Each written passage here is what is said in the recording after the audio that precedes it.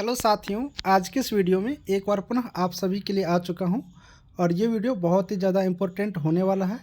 तो आप लोग इस वीडियो को अंत तक देखेंगे जिससे कि आज की इस वीडियो में बीटीएससी 10709 एएनएम के बारे में मैं आपको कंप्लीट जानकारी दे पाऊंगा।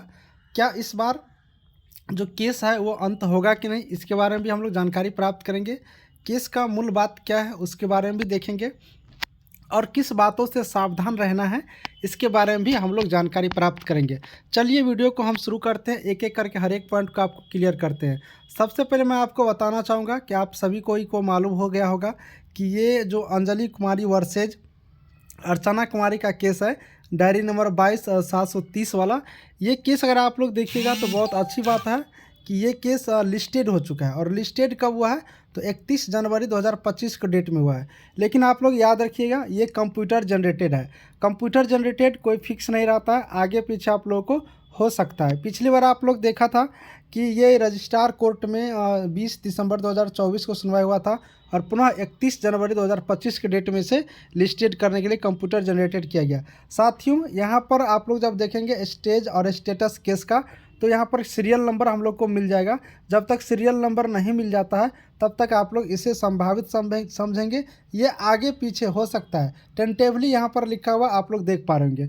अब आप लोग ये सोच रहे होंगे आखिर ये केस केस केस कब तक चलता रहेगा। सुनते सुनते आपका कान पक गए होंगे, आप थक गए होंगे। लेकिन याद रखिए साथियों, ये सुप्रीम कोर्ट है और सुप्रीम कोर्ट में जो निर्णय होता है वो बिल्कुल रूप से बहुत ही अच्छी तरीके से निर्णय आता है।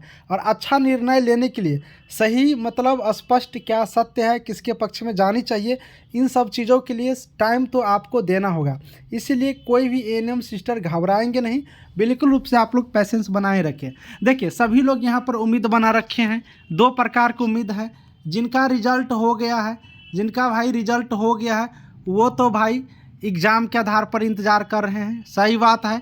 दूसरी नंबर की मैं बात करता हूँ, जिनका रिजल्ट नहीं हुआ है और मार्क ज़्यादा है और मार्क्स ज़्यादा है, वो सभी स्टूडेंट मार्क्स बेसिस के आधार पर इंतज़ार कर रहे हैं। यानी कहने का मतलब सब अपना अपना देख रहे हैं कि किसी तरीक़ा से मेरा हो जाए।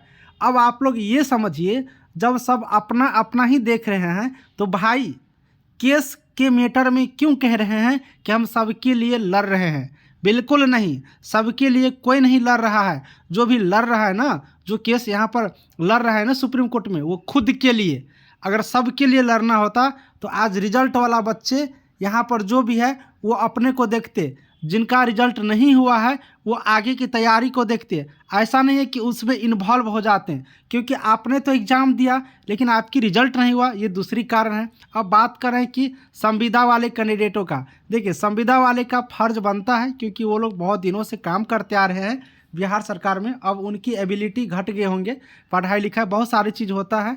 जब आप लोग भी संविदा पर काम करेंगे तो आप लोग को भी ये चीज़ फ़र्क पड़ेगा। लेकिन ऐसी सिस्टम नहीं होनी चाहिए कि जो मेरिट वाले बच्चे हैं वो मारा जाए। देखिए जो भी कुछ होगा सुप्रीम कोर्ट की बात है, सुप्रीम कोर्ट का केस का हम लोग इंतज़ार कर रहे हैं। जैसी सुनवाई होगा सबको पता चल जाएगा। लेकिन आप सभी स्टूडेंट को मैं उम्मीद की जो किरण है ना, उम्मीद की किरण आप लोग जगाए रखिए। अभी भी कौन से स्टूडेंट जो यहाँ पर उम्मीद खो चुके हैं, मैं क्लियर नहीं बोल रहा हूँ लेकिन बहुत कुछ बोल दिया हूँ, आप लोग इस बात को समझ जाइएगा। तो उम्मीद की किरण अभी भी जगा हुआ है, कोई मत आप लोग घबराइए। साथियों मैं आपको एक बात और बताऊँगा, यही बीटीएससी है ना और इसी के अंतर्गत जूनियर इंजीनियर की बहाली अभी क्लियर होने जा रही है।